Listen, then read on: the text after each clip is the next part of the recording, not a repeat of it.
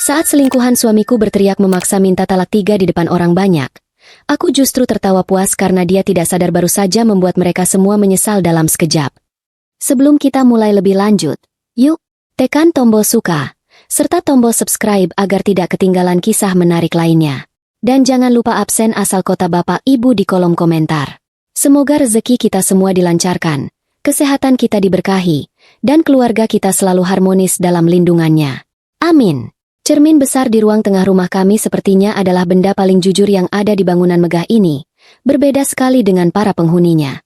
Pagi itu, aku berdiri di depan cermin, mematut diri sebentar sebelum memulai rutinitas harianku yang jauh dari kata mewah. Wajahku polos tanpa bedak tebal, hanya pelembab biasa supaya kulit tidak kering karena seharian terkena hawa panas kompor pelebur lilin malam. Rambutku kuikat asal-asalan, yang penting tidak mengganggu mata saat aku harus menorehkan canting di atas kain mori. Beginilah penampilanku sehari-hari. Sari, si pemilik pabrik batik tulis yang konon paling disegani di kota ini. Tapi kalau di rumah sendiri, penampilanku kalah jauh sama pembantu tetangga sebelah yang kalau ke pasar saja pakai lipstik merah merona. Matahari bahkan belum tinggi benar. Tapi kesibukan di dapur produksi belakang rumah sudah terdengar riuh rendah. Suara tawa para ibu-ibu pembatik, denting wajan kecil tempat mencairkan malam, dan aroma khas lilin panas yang bagiku lebih harum daripada parfum mahal manapun, sudah menyambut indera penciumanku.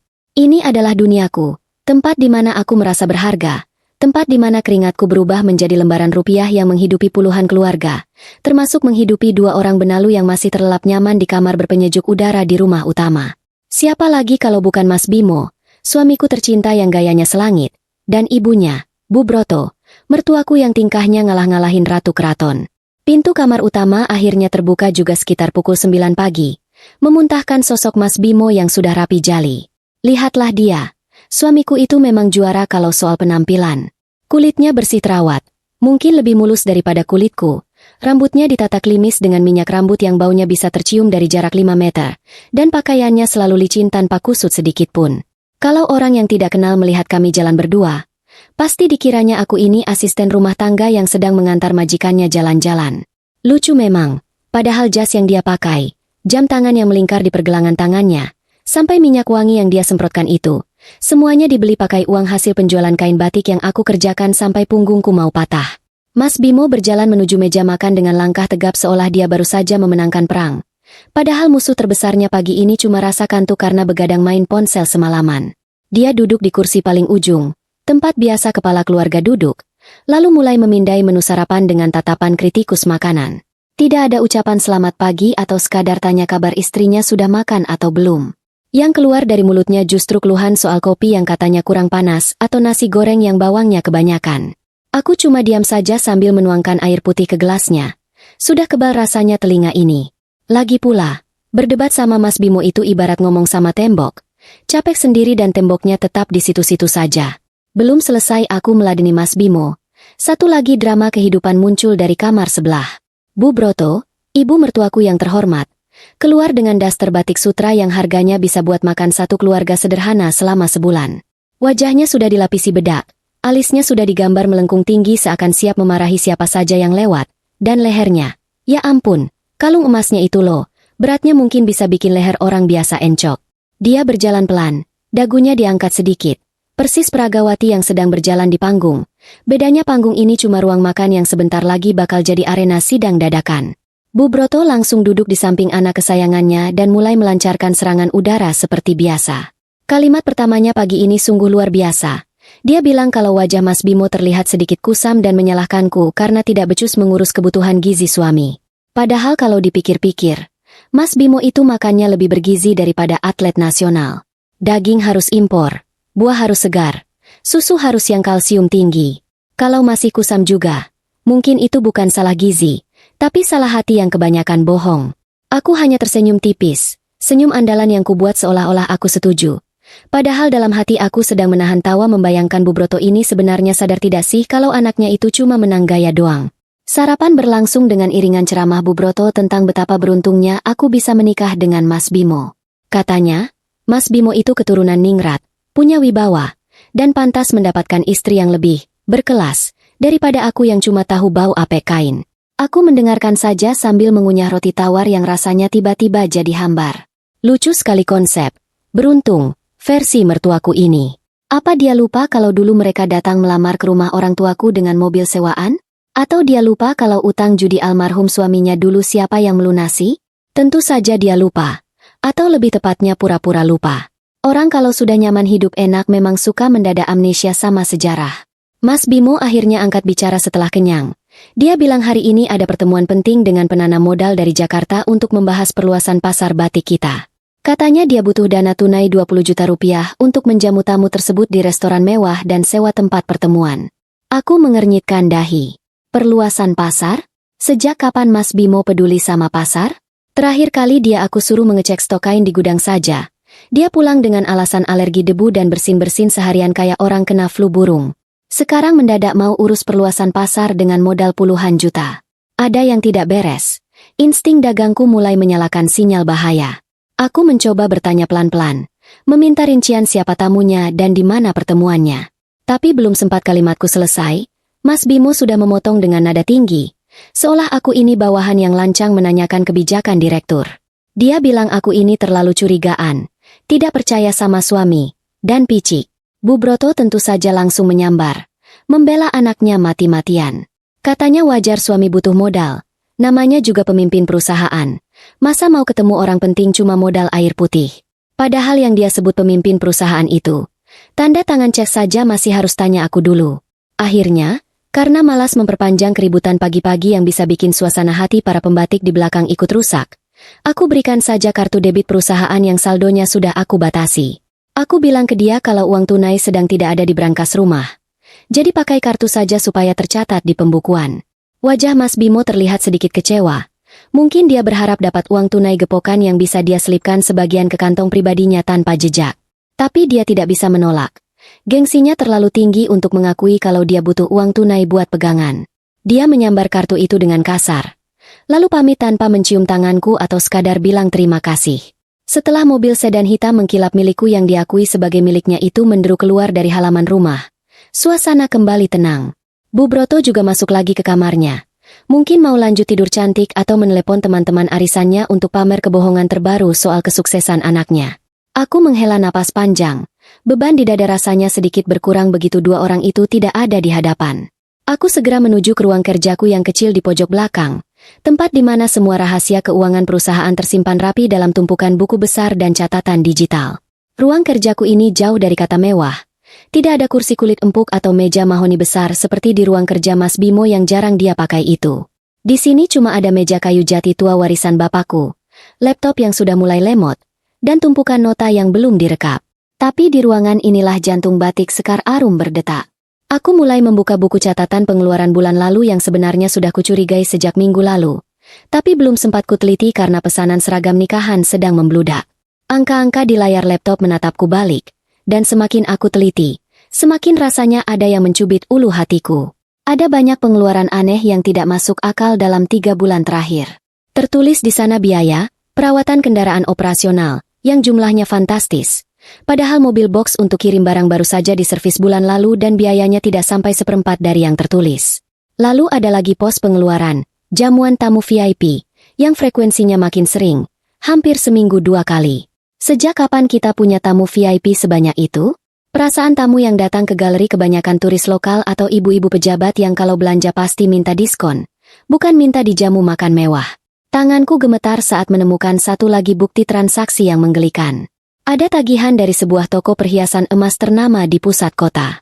Di keterangannya tertulis, hadiah relasi bisnis. Seumur-umur aku berbisnis batik, belum pernah ada sejarahnya kita kasih hadiah relasi bisnis berupa kalung emas. Paling banter juga kita kasih kain batik tulis motif terbaru atau selendang sutra. Ini Mas Bimo kasih emas ke relasi bisnis yang mana? Relasi bisnis kok dikasih perhiasan? Memangnya mau dilamar? Rasanya lucu sekaligus perih. Membayangkan suamiku yang gagah itu ternyata sepintar ini membodohi istrinya yang dia pikir cuma tahu urusan dapur dan kain. Aku mencoba berpikir positif. Mungkin Mas Bimo memang sedang berusaha melobi orang penting. Tapi akal sehatku menolak. Mas Bimo itu tipe orang yang kalau disuruh tawar-menawar harga cabai di pasar saja kalah telak. Apalagi melobi penanam modal kelas kakap. Dia itu cuma pintar bicara soal gaya hidup, soal merek sepatu, soal mobil keluaran terbaru. Kalau bicara bisnis, dia nol besar. Dulu pernah aku biarkan dia mengurus satu pesanan besar dari kementerian. Hasilnya kacau balau. Salah kirim motif, salah hitung harga. Sampai aku harus turun tangan minta maaf dan ganti rugi. Sejak saat itu, aku tidak pernah lagi kasih dia tanggung jawab besar. Cukup jadi wajah perusahaan saja biar dia senang. Kejanggalan ini bukan cuma soal uang. Sikap Mas Bimo belakangan ini juga berubah drastis. Dulu, semalas-malasnya dia, kalau pulang ke rumah pasti masih sempat duduk di ruang tengah nonton televisi. Sekarang, dia sering pulang larut malam dengan alasan lembur di kantor pemasaran yang sebenarnya cuma ruko kosong tempat kita simpan stok kain. Baunya juga beda. Kalau dulu dia bau rokok dan kopi, belakangan ini kalau pulang dia bau wangi yang aneh. Bukan wangi parfum maskulin yang biasa dia pakai, tapi ada campuran aroma manis yang menyengat, seperti aroma bunga melati dicampur vanila. Baunya persis seperti bau toko kosmetik murah di pinggir jalan. Pernah suatu malam, aku iseng tanya soal bau itu. Jawabannya, dia bilang itu bau pengharum ruangan baru di mobil. Masuk akal sih, kalau dipikir pakai lutut. Mana ada pengharum mobil baunya kayak bedak perempuan? Tapi waktu itu aku diam saja. Malas ribut malam-malam karena besoknya aku harus bangun subuh buat mengecek kiriman bahan baku dari Pekalongan.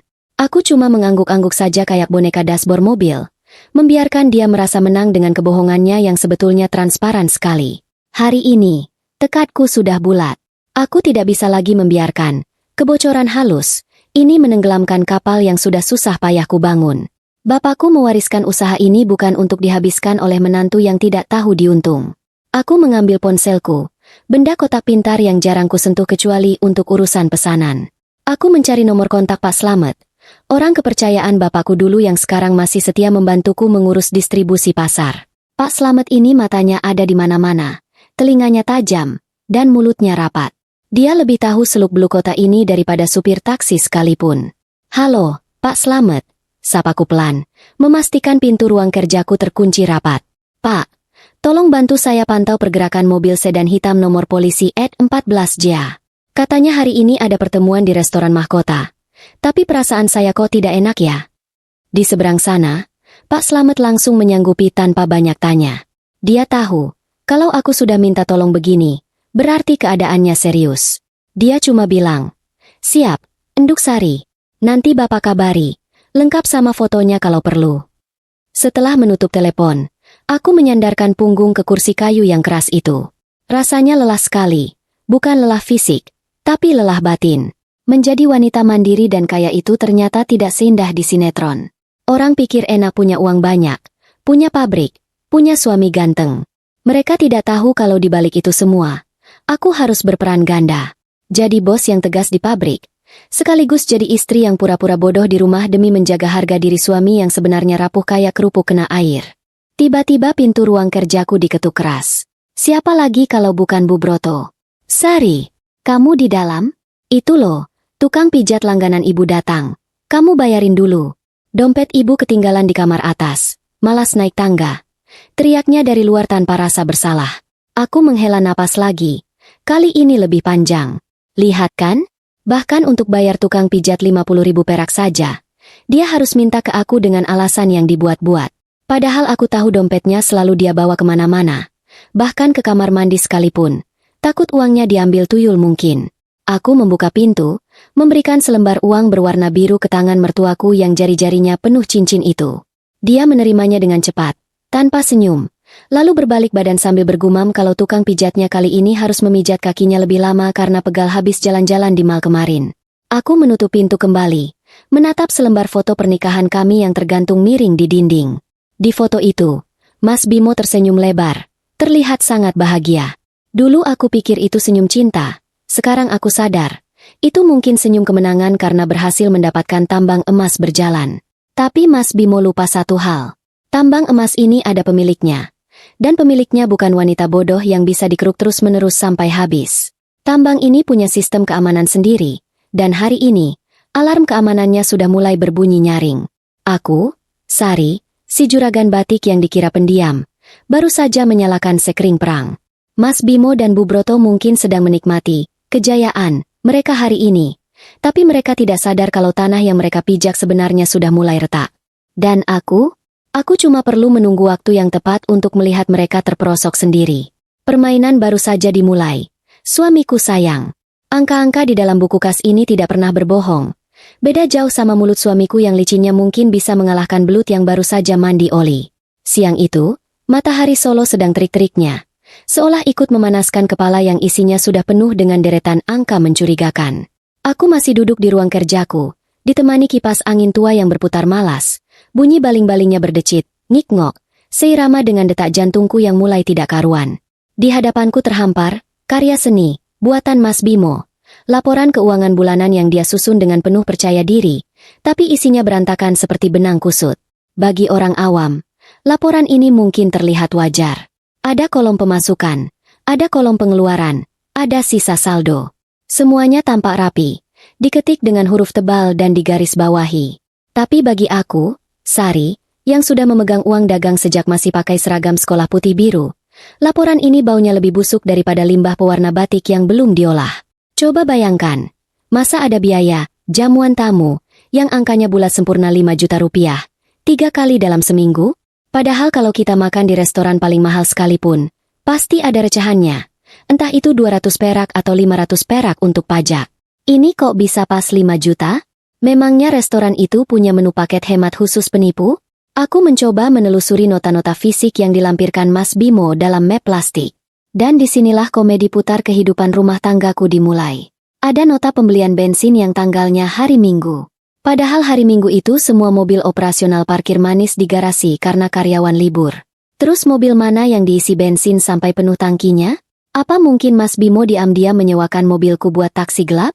Atau jangan-jangan, mobil itu dipakai jalan-jalan keluar kota sama seseorang yang bukan istrinya?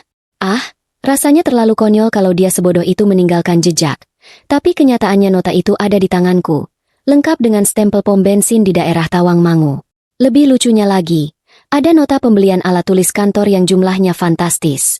2 juta rupiah hanya untuk kertas, pulpen, dan tinta pencetak. Padahal di gudang, kertas HVS sisa bulan lalu saja masih menumpuk sampai berdebu karena jarang dipakai. Mas Bimo ini kan kerjanya cuma tanda tangan dan main ponsel. Mana mungkin dia menghabiskan kertas sebanyak itu? Kecuali kalau dia punya hobi baru melipat pesawat kertas dan menerbangkannya ke atap tetangga. Atau mungkin dia makan kertas itu sebagai camilan sore. 2 juta rupiah itu kalau dibelikan kerupuk, bisa buat merendam satu kampung dalam lautan kerupuk. Lamunanku buyar saat ponselku bergetar di atas meja. Nama, Pak Slamet, muncul di layar. Jantungku yang tadinya berdetak karena marah, sekarang berdetak karena was-was. Pak Slamet ini orang tua yang bicaranya irit. Kalau dia menelepon, berarti ada hal penting yang tidak bisa ditunda. Aku mengangkat telepon dengan tangan yang sedikit berkeringat. Padahal kipas angin sudah kuputar ke kecepatan maksimal. Halo, Enduk Sari. Suara serak Pak Slamet terdengar di ujung sana. Latar belakang suaranya bising seperti suara jalan raya. Bapak sekarang ada di depan toko Mas Semar. Yang di jalan utama itu loh. Mobil hitam suamimu parkir di sini. Dugaanku ternyata meleset. Aku kira Mas Bimo sedang makan siang mewah, ternyata dia sedang berinvestasi. Tapi tunggu dulu, investasi emas batangan untuk tabungan masa depan, atau investasi perhiasan untuk masa depan orang lain? Mas Bimo sendirian, Pak? Tanyaku, berusaha menjaga suaraku tetap datar, meski rasanya ingin berteriak. Tidak, Enduk, ada perempuan muda, rambutnya panjang, ikal, dicat warna pirang jagung, pakainya baju merah menyala. Kayak lampion pas Imlek. Mereka masuk ke dalam. Mesra sekali. Gandengan tangan terus. Tadi Bapak sempat lihat si perempuan menunjuk-nunjuk kalung model rantai besar di etalase. Mendengar laporan pandangan mata Pak Slamet, dadaku rasanya seperti dihantam palu godam. Rambut pirang jagung, baju merah menyala. Selera Mas Bimo ternyata rendah sekali. Dulu dia bilang suka wanita yang anggun dan sederhana seperti aku. Sekarang malah kepincut sama wanita yang dandanannya seperti rambu lalu lintas. Tapi anehnya, tidak ada air mata yang jatuh. Mungkin karena air mataku sudah habis menguap saking panasnya hati ini, atau mungkin karena aku sadar, menangis tidak akan mengembalikan uangku yang dipakai beli kalung rantai kapal itu. Bapak foto ya? Enduk, buat bukti. Habis ini mereka kelihatannya mau geser ke toko tas di sebelahnya. Lanjut Pak Slamet, terdengar semangat sekali. Sepertinya dia menikmati peran barunya sebagai intelijen partikelir. Iya, Pak. Hati-hati jangan sampai ketahuan. Tolong ikuti terus sampai mereka pulang, tapi jaga jarak. Pesanku sebelum menutup telepon. Aku kembali menatap layar laptop. Sekarang semuanya jadi masuk akal. Uang tunai 5 juta yang bulat sempurna itu, nota bensin di hari libur, uang alat tulis yang tidak masuk akal, semuanya bermuara ke satu tujuan, wanita pirang jagung. Jadi, selama ini aku banting tulang mengurus pabrik, menghirup bau malam panas, menghadapi komplain pelanggan, hanya untuk membiayai Mas Bimo bermain rumah-rumahan dengan boneka barunya. Rasanya ingin tertawa, menertawakan nasibku yang sepertinya sedang dijadikan bahan lelucon oleh Tuhan. Tapi Sari bukan wanita yang akan diam saja meratapi nasib di pojok kamar sambil mendengarkan lagu sedih. Kalau Mas Bimo pikir dia bisa mempermainkan aku, dia salah besar. Dia lupa kalau aku ini pedagang. Pedagang itu paling pantang rugi. Kalau ada barang cacat, pilihannya cuma 2. Diperbaiki kalau masih bisa, atau dibuang ke tempat sampah kalau sudah tidak layak jual. Dan sepertinya, Mas Bimo masuk kategori kedua. Sore harinya, Mas Bimo pulang dengan wajah berseri-seri. Senyumnya lebar sekali. Mungkin karena habis dapat servis, memuaskan dari si pirang jagung, atau karena dompetnya terasa ringan setelah menguras isinya. Dia masuk rumah sambil bersiul-siul kecil, membawa bungkusan martabak manis di tangan kanannya. Tumben sekali dia bawa oleh-oleh. Biasanya boro-boro bawa makanan. Bawa badan pulang utuh saja sudah syukur. Ini pasti sogokan. Taktik klasik suami yang habis berbuat salah. Bawakan makanan manis biar istri lupa bertanya macam-macam. Dek, ini Mas belikan martabak keju kesukaanmu. Tadi lewat, antriannya panjang banget loh. Tapi Mas bela-belain antre demi istri tercinta. Katanya sambil meletakkan bungkusan itu di meja makan. Aku menatap bungkusan itu, lalu menatap wajahnya. Wah, terima kasih ya, Mas. Tumben antre martabak. Bukannya Mas tadi ada pertemuan penting? Katanya sampai sore. Tanyaku dengan nada polos yang dibuat-buat, sambil pura-pura sibuk melipat serbet makan. Wajahnya sedikit berubah. Ada kedutan kecil di sudut matanya. Oh, iya. Pertemuannya selesai lebih cepat. Lancar jaya. Dek, investor dari Jakarta itu setuju banget sama rencana kita. Malah dia puji presentasi Mas. Katanya visi Mas Bimo ini jauh ke depan. Luar biasa. Visi jauh ke depan. Saking jauhnya sampai nyasar ke toko emas. Aku mengangguk-angguk kagum. Hebat ya suamiku. Terus, tadi investornya laki-laki atau perempuan, Mas? Siapa tahu kalau perempuan, bisa aku ajak ngobrol soal motif batik. Mas Bimo tersedak ludahnya sendiri. Dia batuk-batuk kecil. Wajahnya merah padam sejenak. Laki-laki kok. Bapak-bapak tua. Galak. Tapi baik hati. Namanya Pak Handoko. Iya, Pak Handoko. Nama Pak Handoko ini pasti baru saja dia karang 2 detik yang lalu. Kasihan sekali Pak Handoko fiktif ini. Sudah tua, galak, jadi tameng kebohongan pula. Oh, bapak-bapak. Syukurlah.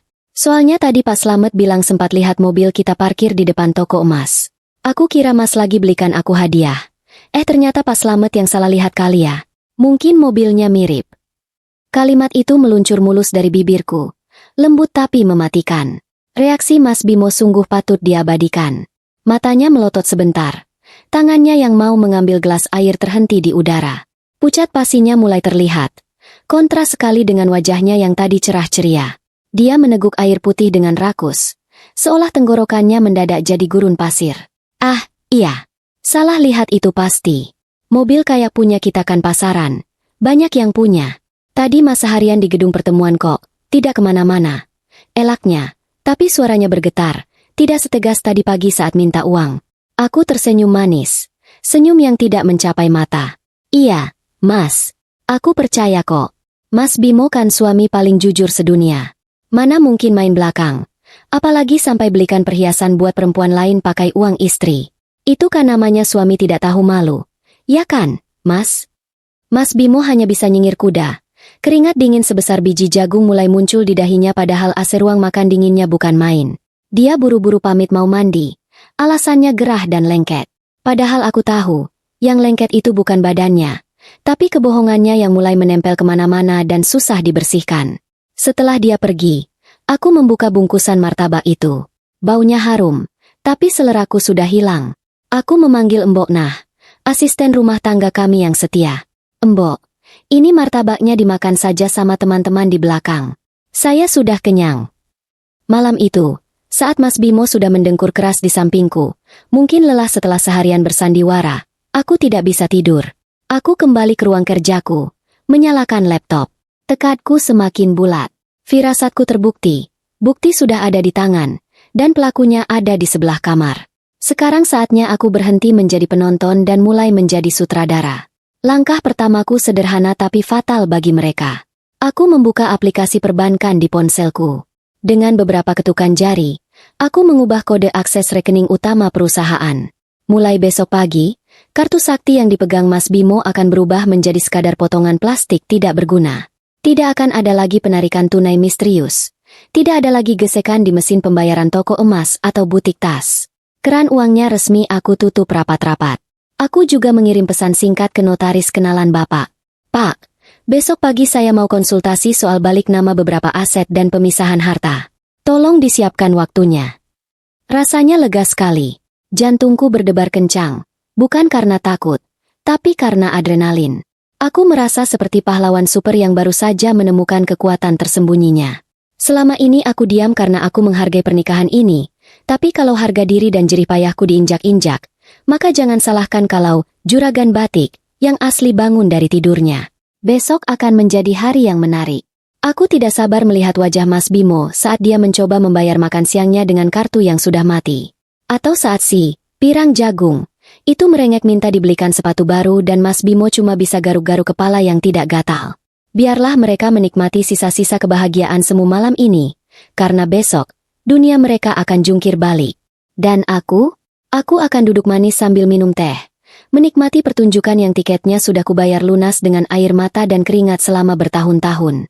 Pagi itu udara di ruang cuci belakang terasa lebih dingin dari biasanya, seolah alam semesta sedang memberiku peringatan dini tentang badai yang akan datang. Tumpukan pakaian kotor menggunung di dalam keranjang anyaman bambu, menunggu giliran untuk dibersihkan dari debu dan dosa pemiliknya. Tanganku terhenti saat menarik sehelai kemeja putih berbahan katun impor milik Mas Bimo. Kemeja ini harganya mahal, mungkin setara dengan gaji sebulan buruh cuci di kampung ini, tapi sekarang kondisinya lebih mirip kain lap bekas pakai di bengkel motor. Baunya sungguh menyengat, campuran antara aroma asap rokok yang pekat, keringat basi, dan sesuatu yang manis memualkan. Noda merah terang itu bertengger dengan sombong tepat di bagian kerah leher, seolah sedang mengejekku yang selama ini buta. Warnanya merah cabai, menyala dan berani. Jelas bukan berasal dari koleksi pewarna bibirku yang rata-rata berwarna merah muda pucat atau coklat tanah. Ini adalah warna bibir wanita yang ingin dilihat, wanita yang ingin menjadi pusat perhatian, atau wanita yang sengaja meninggalkan tanda kepemilikan di wilayah jajahan barunya. Bentuknya tidak beraturan, sedikit luntur terkena keringat, tapi posisinya yang strategis di leher membuktikan bahwa pemilik bibir itu pernah berada dalam jarak yang sangat intim, jauh lebih dekat daripada jarak aman antar relasi bisnis. Hidungku, yang sudah terlatih membedakan bau lilin malam asli dan palsu, kali ini dipaksa bekerja sebagai detektif. Aku mendekatkan kemeja itu ke wajah, meski perutku sedikit mual menahannya. Aroma itu tercium lagi, lebih kuat daripada kemarin.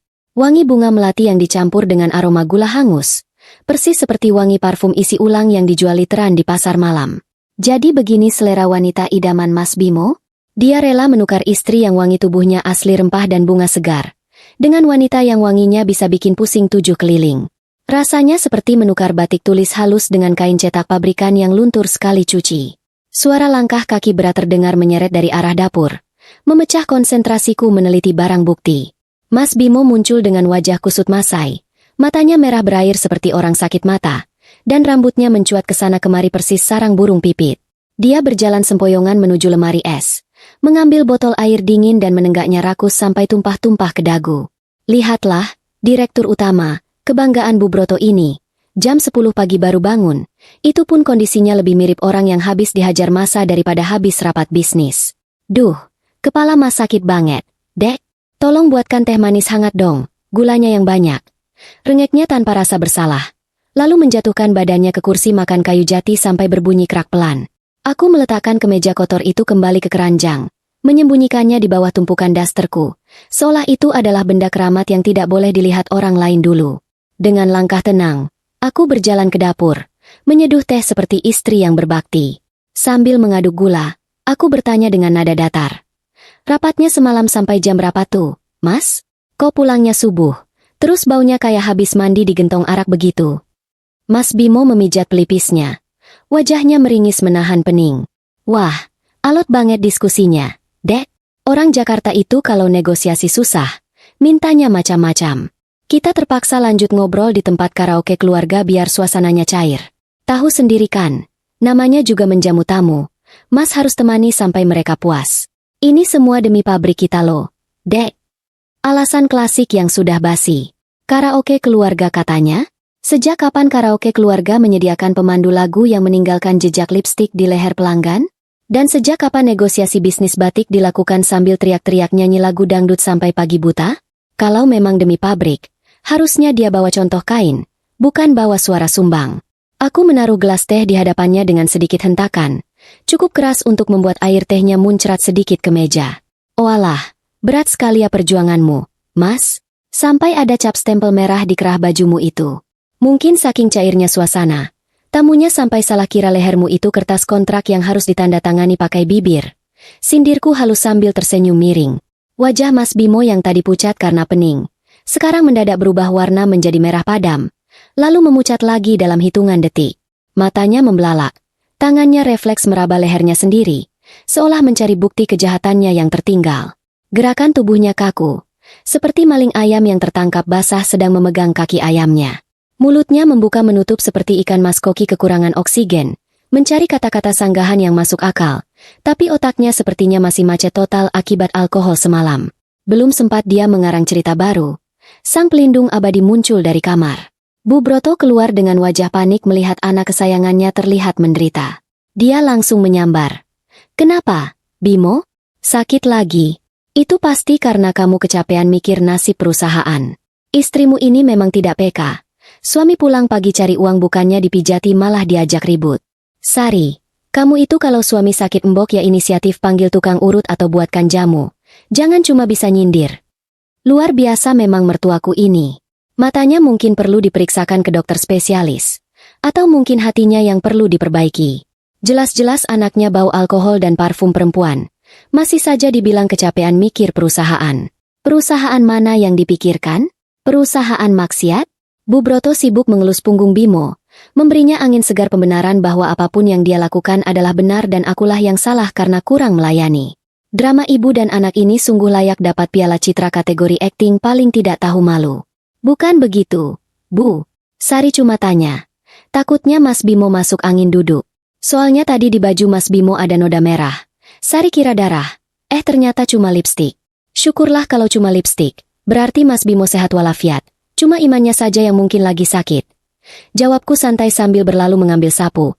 Pura-pura sibuk menyapu lantai yang sebenarnya sudah bersih. Bu Broto terdiam sebentar. Menatap anaknya dengan pandangan bertanya.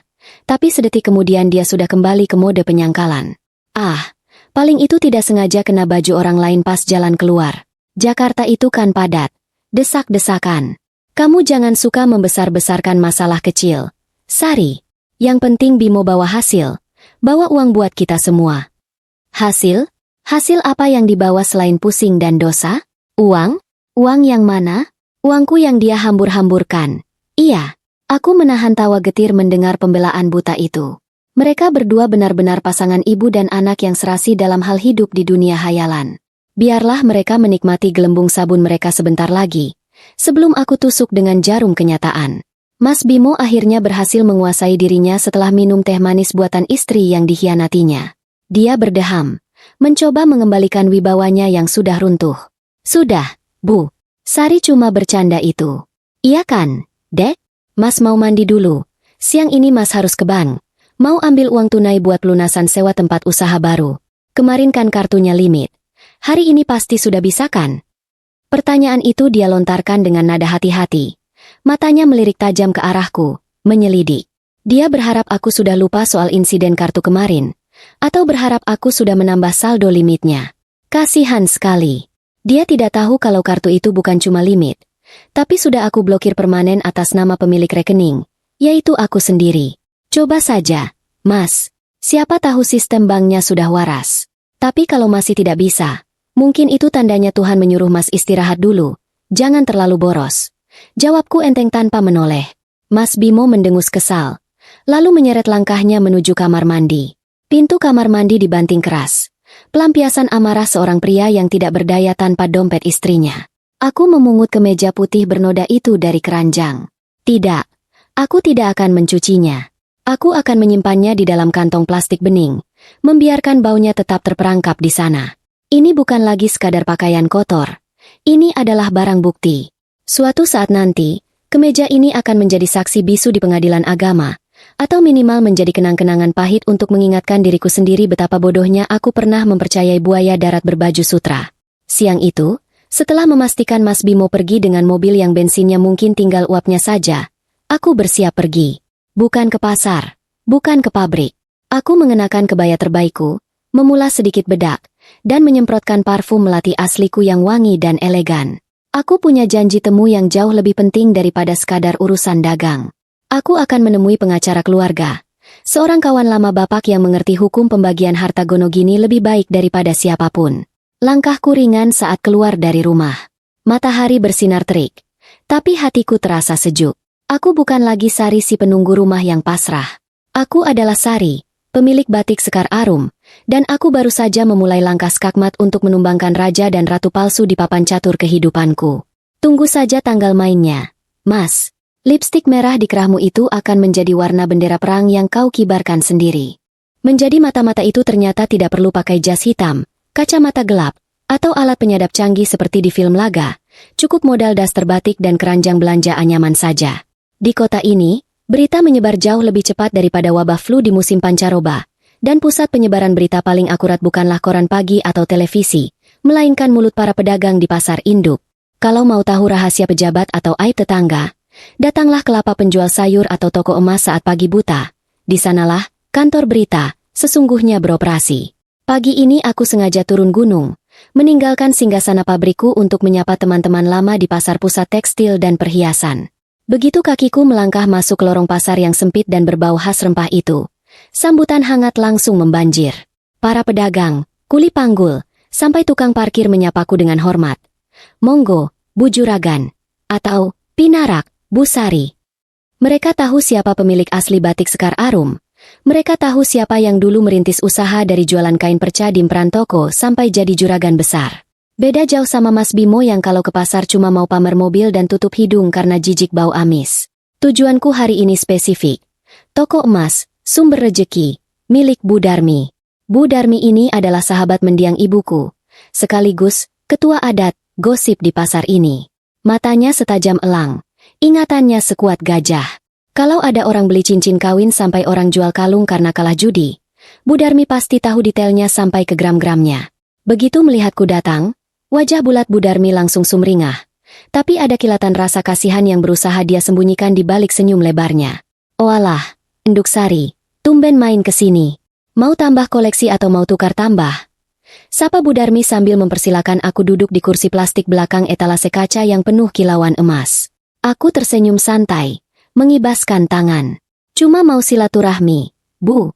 Sekalian mau tanya, kemarin katanya ada pelanggan istimewa ya?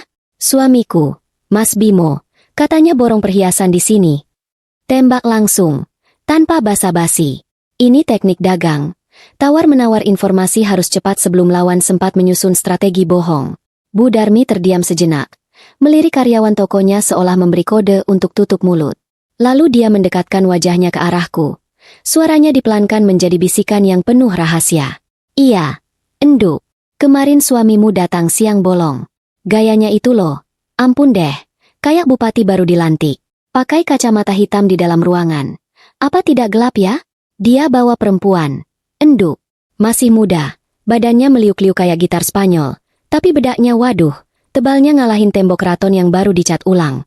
Aku tertawa kecil mendengar deskripsi Bu Darmi yang jenaka tapi menohok itu. Namanya Jelita. Bu, terus, mereka beli apa saja? Bukan beli apa saja, tapi borong apa saja, koreksi Bu Darmi dengan nada gemas. Itu perempuan tunjuk sana tunjuk sini kayak anak kecil di toko permen. Dia minta gelang keroncong 3 biji, kalung model tambang yang beratnya 10 gram, sama cincin mata berlian. Suamimu cuma manggut-manggut saja kayak kerbau dicucuk hidungnya. Terus pas bayar, dia gesek kartu debit yang gambarnya batik itu loh. Kartu perusahaanmu kan? Darahku mendidih. Tapi wajahku tetap kutata sedemikian rupa agar terlihat tenang. Kartu perusahaan. Jadi, keuntungan penjualan bulan lalu yang harusnya kupakai buat beli bahan sutra impor, malah melingkar di leher dan tangan wanita bernama Jelita itu. Pantas saja Mas Bimo kemarin pulang dengan wajah berseri-seri. Ternyata dia baru saja menobatkan dirinya sebagai Raja Sawer di depan selingkuhannya. Yang bikin ibu gemas itu loh, enduk. Lanjut Bu Darmi. Makin semangat karena melihat aku tidak marah meledak-ledak. Si perempuan itu ngomongnya kencang sekali. Dia bilang, Mas Bimo ini memang suami idaman. Uangnya tidak ada seri, beda sama istrinya di rumah yang pelit. Para pedagang lain sampai pada nengok semua. Mereka kira perempuan itu istri mudanya Bimo yang sah. Soalnya Bimo tidak membantah sama sekali. Malah dia senyum-senyum bangga dibilang kaya raya. Padahal satu pasar juga tahu, Bimo itu kalau beli rokok saja masih sering ngutang di warung pojok. Ini adalah bagian yang paling menyakitkan sekaligus menggelikan.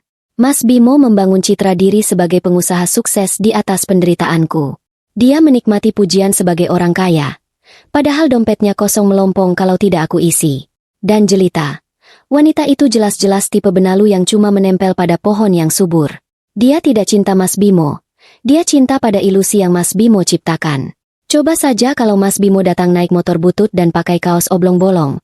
Apa Jelita masih mau meliuk-liuk manja begitu? Aku ragu. Terima kasih infonya, Bu Darmi. Berarti benar dugaan saya, kataku sambil menepuk punggung tangan wanita parubaya itu. Ibu simpan saja nota salinannya kalau ada. Siapa tahu nanti saya butuh buat kenang-kenangan. Bu Darmi mengangguk paham.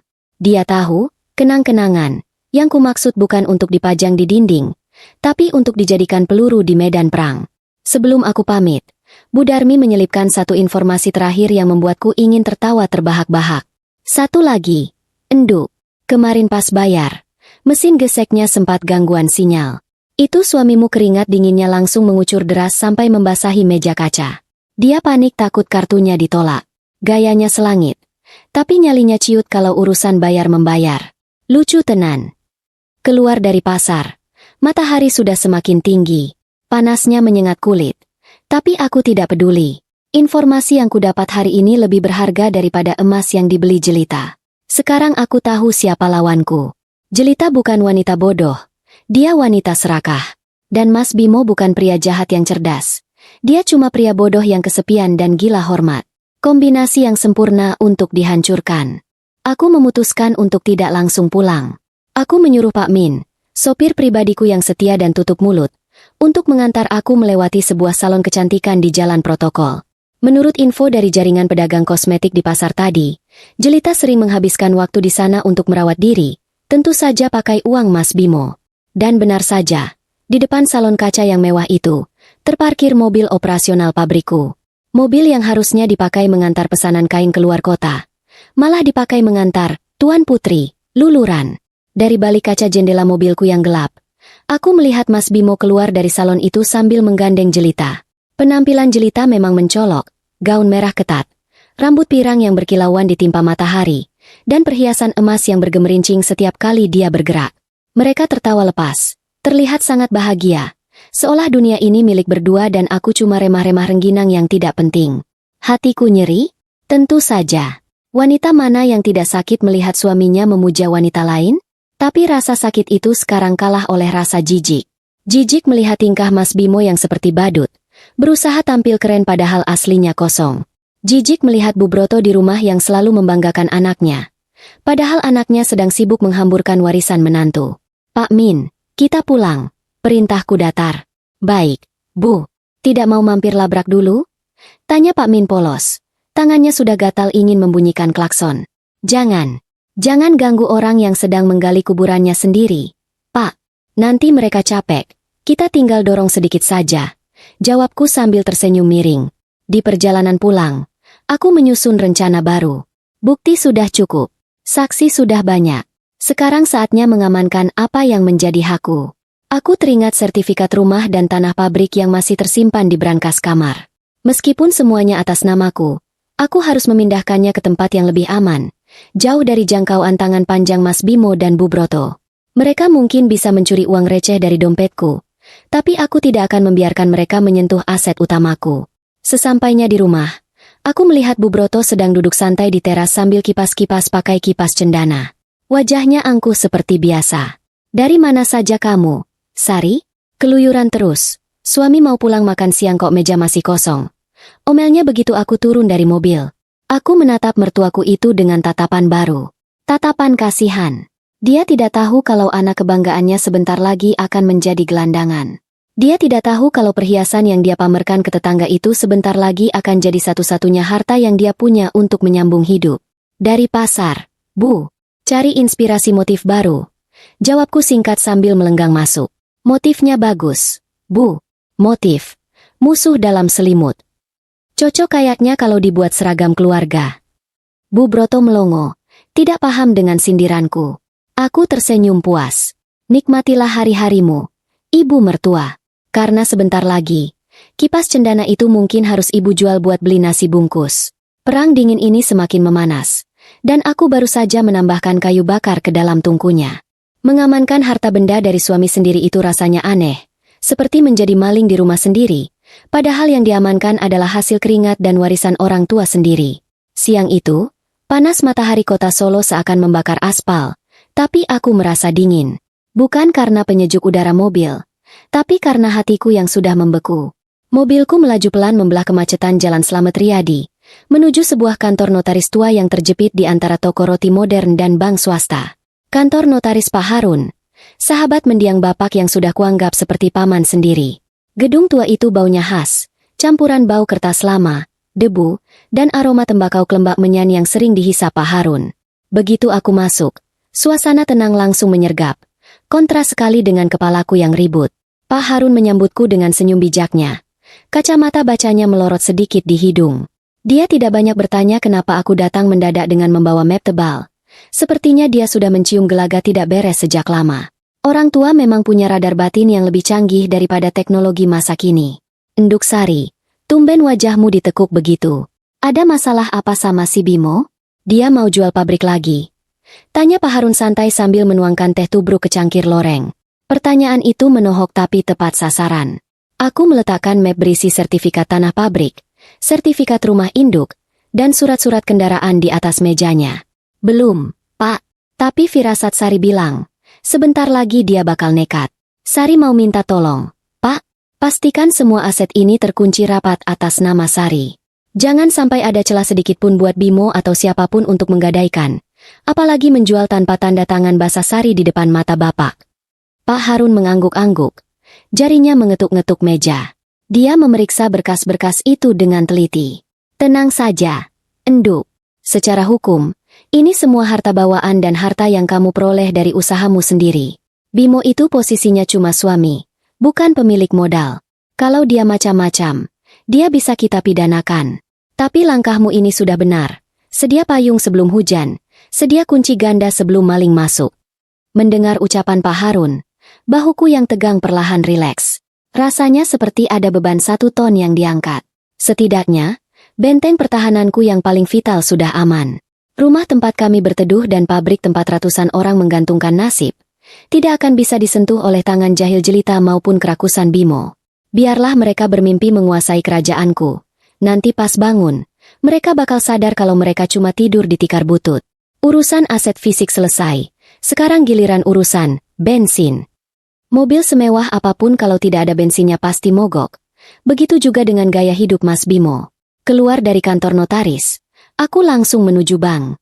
Tujuanku satu, memblokir akses Mas Bimo ke rekening operasional perusahaan yang selama ini dia pegang kartunya. Dulu aku berikan akses itu karena aku percaya dia bisa bantu belanja kebutuhan mendadak. Tapi ternyata, kebutuhan mendadak, versinya adalah gelang emas dan traktir makan selingkuhan. Di depan petugas bank yang ramah, aku memasang wajah paling memelas.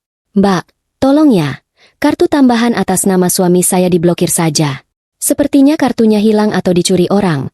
Soalnya ada transaksi aneh-aneh yang bukan kebiasaan suami saya." Kataku berbohong demi kebaikan. Kebaikan dompetku maksudnya. Petugas itu mengangguk prihatin dan dengan cekatan memproses permintaanku. Dalam hitungan menit, kartu sakti yang ada di dompet Mas Bimo resmi menjadi sampah plastik tak berguna. Aku membayangkan nanti malam atau besok, saat Mas Bimo dengan gaya sokaya mau membayar tagihan makan malam romantisnya. Dia akan menyodorkan kartu itu dengan percaya diri, Lalu mesin pembayarannya akan berbunyi, tut-tut-tut, tanda ditolak.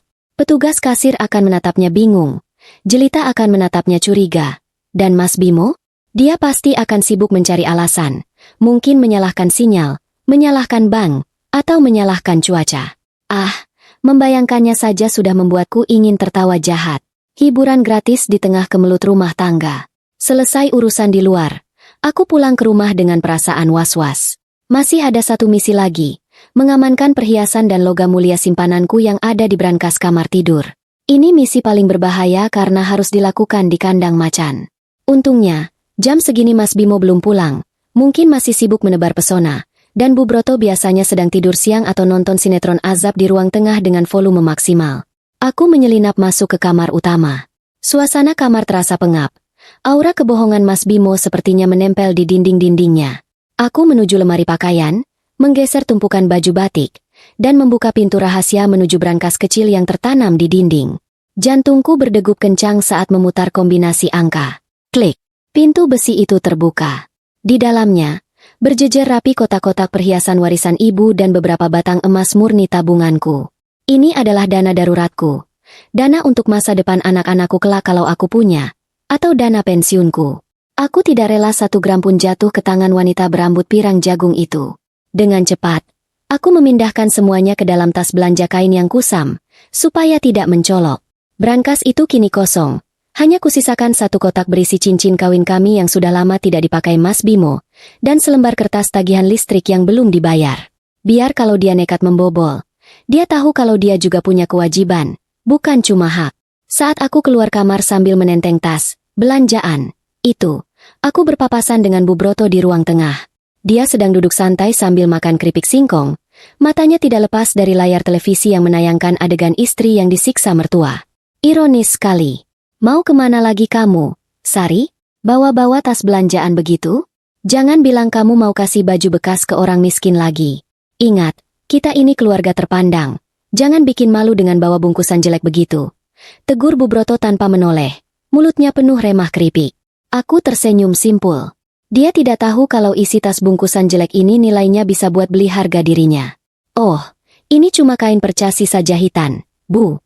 Mau Sari bawa ke panti asuhan. Buat bikin kerajinan tangan. Sayang kalau dibuang, Pamali. Jawabku tenang. Ya sudah sana. Sekalian belikan ibu martabak telur yang spesial ya pulangnya. Jangan yang biasa. Dagingnya harus banyak. Perintahnya seenaknya. Iya, Bu. Nanti Sari belikan. Jawabku patuh. Dalam hati aku menambahkan, nikmatilah martabak itu, Bu. Karena mungkin itu martabak terakhir yang bisa ibu minta dengan nada memerintah seperti itu. Aku melangkah keluar rumah dengan perasaan menang. Seluruh aset vital sudah aman. Uang sudah dikunci. Sertifikat sudah di tangan notaris. Emas sudah di tas. Sekarang, Mas Bimo dan Bu Broto hanyalah penumpang gelap di kapal yang nahkodanya sudah siap menendang mereka ke laut. Mereka masih merasa aman di dalam kamar ber-AC dan di depan televisi. Tidak menyadari kalau tiket mereka sudah hangus. Sore itu, aku menitipkan tas berisi emas itu ke kotak penyimpanan aman di bank. Saat aku keluar dari bank, langit Solo mulai berwarna jingga. Indah sekali. Aku menghirup napas dalam-dalam, mengisi paru-paruku dengan udara kebebasan yang sebentar lagi akan menjadi milikku sepenuhnya. Perang terbuka belum dimulai, tapi aku sudah memenangkan separuh pertempuran tanpa perlu mengangkat pedang. Tinggal menunggu satu pemicu, satu kesalahan fatal dari Mas Bimo, dan bom waktu ini akan meledak tepat di wajah mereka. Dan pemicu itu sepertinya akan datang lebih cepat dari yang kuduga. Ponselku bergetar lagi, pesan masuk dari bank. Transaksi ditolak di restoran mewah, nominal Rp3.500.000. Aku tertawa kecil di dalam mobil. Selamat menikmati cuci piring, Mas suami. Suasana rumah pagi ini aneh. Terlalu manis seperti teh yang kebanyakan gula biang sampai rasanya pahit di lidah. Mas Bimo yang kemarin pulang dengan wajah menekuk seperti baju belum disetrika akibat kartunya ditolak. Hari ini mendadak berubah jadi pangeran yang super ramah. Dia bangun pagi, menyiram tanaman, hal yang seumur hidup belum pernah dia lakukan kecuali kalau ada tetangga cantik lewat, dan menyapa semua orang dengan senyum lebar yang kelihatannya dipaksakan sampai giginya kering. Aku sedang duduk di teras belakang, menyesap kopi pahitku sambil menghitung stok pewarna kain, ketika Mas Bimo datang menghampiri dengan gaya yang dibuat santai. Dia duduk di sebelahku, tapi kakinya tidak bisa diam, gemetar halus seperti orang kebelet pipis. Dek Sari, istriku yang paling cantik. Bukannya dengan rayuan gombal yang sudah kadaluarsa. Nanti malam dandan yang cantik ya. Mas mau ajak kamu sama ibu makan malam spesial di rumah makan Ningrat. Kita harus merayakan kesuksesan proyek besar Mas yang kemarin itu. Dananya sudah cair, loh. Aku menahan senyum miringku agar tidak terlihat. Dana cair? Dana dari mana? Dari langit? Atau dari hasil jual jam tangan? Kemarin saja kartu debitnya mati kutu di mesin kasir. Sekarang dia mau gaya-gayaan traktir di rumah makan paling mahal sekota Solo. Tapi, aku mengangguk saja. Wah, alhamdulillah kalau begitu, Mas. Rezeki memang tidak kemana ya. Nanti Sari siap-siap. Mendengar jawabanku, Mas Bimo langsung sumringah. Dia berlari kecil masuk rumah untuk memberi kabar gembira ini ke Bu Broto. Tak lama kemudian, terdengar teriakan histeris dari dalam. Bukan teriakan takut, tapi teriakan kegirangan mertuaku yang sepertinya sudah membayangkan menu makanan mahal yang bisa dia pamerkan di grup arisan besok pagi. Sore harinya, drama persiapan dimulai. Bu Broto sibuk membongkar lemari pakaiannya, mencari baju yang paling mencolok. Dia akhirnya memilih gaun panjang berbahan satin mengkilap warna hijau lumut yang penuh payet, dipadukan dengan selendang emas. Belum lagi perhiasannya. Semua koleksi emas yang dia punya sepertinya dipakai semua. Gelang di tangan kanan ada 5, di tangan kiri ada 3. Kalung rantai besar melingkar di lehernya yang mulai berlipat. Kalau dia berjalan, bunyinya kring-kring ramai sekali, persis penjual es puter keliling. Sementara itu, aku memilih jalan sunyi. Aku membuka lemari dan mengambil kebaya beludru hitam legam model kutu baru, dipadukan dengan kain jarik motif sido mukti yang warnanya sogan gelap. Tidak ada perhiasan berlebihan, hanya giwang mutiara kecil peninggalan almarhumah ibu. Hitam adalah warna yang pas untuk malam ini. Bagi mereka, ini pesta perayaan. Bagiku, ini adalah upacara berkabung untuk matinya kepercayaan dan kesetiaan di rumah tangga ini. Ya ampun, Sari. Komentar Bu Broto pedas saat melihat penampilanku di ruang tamu. Kita ini mau pesta, mau makan enak. Kok kamu pakainya baju hitam-hitam kayak mau melayat? Embok ya pakai yang cerah, biar aura suamimu ikut bersinar. Lihat nih ibu, hijau royo-royo. Lambang kemakmuran. Mas Bimo, yang sudah rapi dengan setelan jas abu-abu, yang sayangnya mulai terasa sesak di bagian perut karena kebanyakan makan enak, hanya berdeham canggung. Sudah, Bu. Sari pakai apa saja pantas kok. Yuk, berangkat. Keburu meja pesanan kita diambil orang. Kami berangkat menaiki mobil sedan hitam kebanggaan Mas Bimo. Sepanjang perjalanan, mulut Bu Broto tidak berhenti berkicau memuji kehebatan anaknya. Dia bercerita tentang betapa bangganya dia punya anak direktur yang sukses, yang bisa mengangkat derajat keluarga, yang bisa memanjakan ibu dan istri. Aku hanya diam, menatap jalanan kota yang mulai padat oleh lampu kendaraan, sambil sesekali melirik Mas Bimo dari kaca spion tengah. Ada yang aneh. Mas Bimo tidak terlihat seperti orang yang mau bersenang-senang. Keringat sebesar biji jagung terus menetes di pelipisnya padahal penyejuk udara mobil sudah maksimal. Matanya tidak fokus ke jalan, tapi bolak-balik melirik ponselnya yang dia taruh di paha. Tangannya mencengkeram setir terlalu kuat sampai buku-buku jarinya memutih. Dia gelisah. Sangat gelisah. Apa yang dia takutkan? Takut kartunya ditolak lagi? Atau takut ada tamu tak diundang yang muncul? Sesampainya di rumah makan Ningrat, pelayan berseragam rapi menyambut kami. Tempat ini memang luar biasa mewahnya. Lampu kristal gantung di mana-mana. Alunan musik gamelan lembut yang menenangkan, dan aroma masakan yang menggugah selera. Mas Bimo memesan ruangan khusus, ruang privat katanya, biar lebih intim dan tidak terganggu orang lain. Padahal aku curiga, dia pesan ruangan tertutup supaya kalau nanti kartunya ditolak lagi, tidak banyak orang yang melihat dia dipermalukan. Kami duduk di meja bundar yang besar. Bu Broto langsung memesan menu paling mahal tanpa melihat harga. Saya mau gurame terbang saus madu, kepiting soka telur asin, sama es teler durian yang mangkoknya besar ya, Mbak. Jangan lupa, nasinya yang pulen. Pesannya dengan nada angkuh seolah dia yang punya restoran. Mas Bimo hanya mengangguk lemah. Iya, samakan saja semua. Keluarkan menu terbaik kalian. Saat menunggu makanan datang, Bu Broto kembali melancarkan serangan udara ke arahku. Kamu itu, Sari, harusnya banyak belajar dandan sama istri-istri pejabat lain. Masa istri direktur utama tampilannya kucel begini? Malu-maluin Bimo saja. Untung Bimo itu orangnya setia dan nerima apa adanya. Coba kalau laki-laki lain, pasti sudah cari wanita yang lebih bening. Jantungku berdesir mendengar kata setia dan cari wanita lain dalam satu kalimat. Rasanya ingin tertawa keras-keras sampai tersedak. Iya, Bu. Mas Bimo memang luar biasa setianya. Saking setianya, sampai-sampai saya tidak tahu kalau dia punya bakat lain di luar sana. Jawabku sambil tersenyum manis ke arah Mas Bimo. Mas Bimo tersedak ludahnya sendiri. Dia buru-buru minum air putih. Maksudmu apa, Dek? Bakat apa? Tanyanya panik. Bakat negosiasi. Mas, kan Mas Bimo jago melobi orang. Sampai dapat proyek besar ini. Elaku santai. Mas Bimo menghela napas lega. Mengira dia selamat dari lubang jarum. Makanan pun datang. Meja penuh dengan hidangan lezat yang uapnya mengepul panas. Bu Broto makan dengan lahap. Bunyi sendok dan garpunya beradu riuh dengan piring keramik mahal. Tapi Mas Bimo, dia nyaris tidak menyentuh makanannya. Matanya terus-menerus menatap pintu masuk ruangan privat kami. Setiap kali ada pelayan yang masuk mengantar minuman, dia terlonjak kaget seolah melihat hantu. Firasatku mengatakan, malam ini bukan sekadar makan malam biasa. Sikap Mas Bimo yang seperti cacing kepanasan ini bukan cuma soal uang. Kalau cuma soal uang, dia pasti sudah merayuku untuk membayarnya diam-diam. Tapi ini lain. Dia seperti orang yang sedang menunggu vonis hukuman mati. Mas, kok tidak dimakan? Kepitingnya enak loh. Atau Mas lagi nunggu seseorang? Tanyaku memecah keheningan, sambil memisahkan daging kepiting dari cangkangnya dengan tenang. Mas Bimo menatapku. Matanya nanar. Enggak kok, Dek. Siapa yang ditunggu? Kita kan cuma bertiga. Baru saja kalimat itu selesai, pintu ruangan kami terbuka kasar tanpa diketuk. Suara hak sepatu tinggi beradu dengan lantai marmer terdengar nyaring. Tok tok tok. Langkah yang penuh amarah dan percaya diri. Aku meletakkan sendokku perlahan. Ternyata, hidangan penutup malam ini datang lebih cepat dari perkiraan. Dan rasanya pasti jauh lebih pedas daripada sambal terasi di piringku ini. Mas Bimo wajahnya langsung pucat pasi seputih nasi.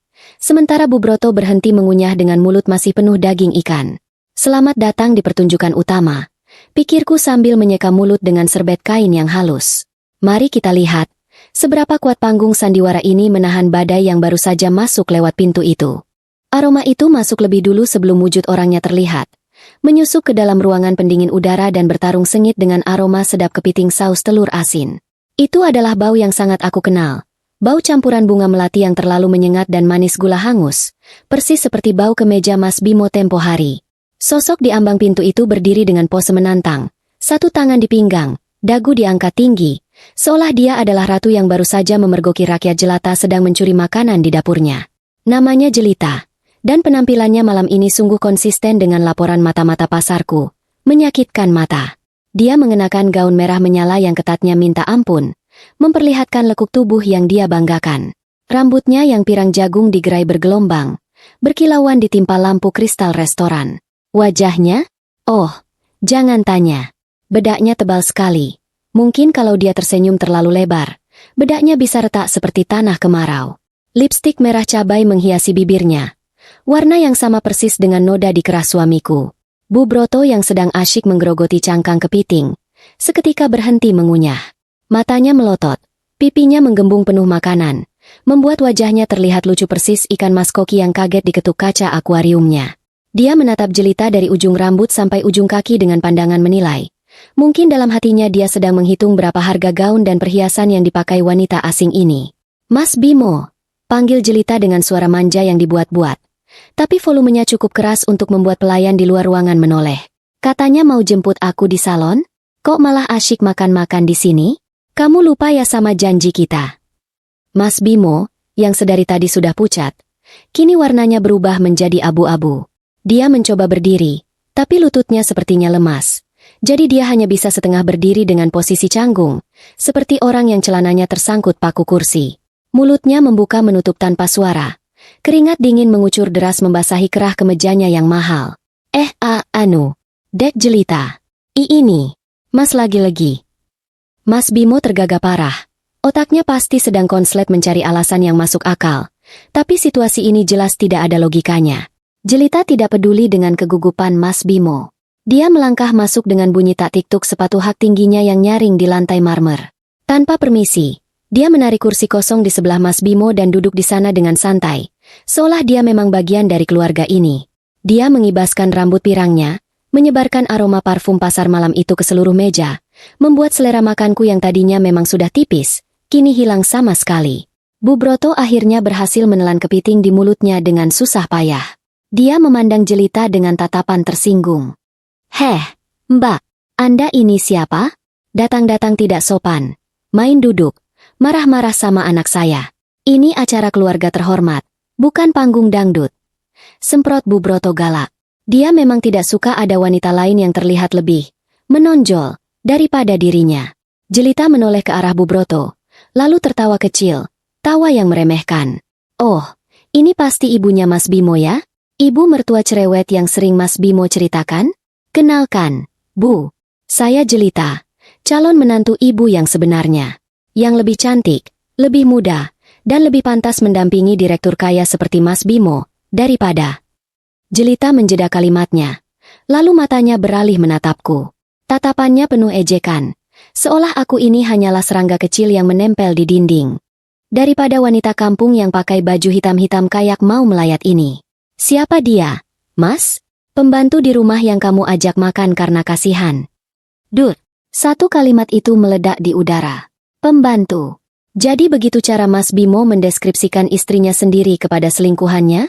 Aku menatap Mas Bimo. Pria itu kini menunduk dalam-dalam, menatap piring kosongnya seolah di sana ada lubang untuk sembunyi. Dia tidak berani membela, tidak berani membantah. Pengecut sejati. Bu Broto ternganga. "Pembantu? Heh, jaga mulutmu ya. Itu menantu saya, Sari."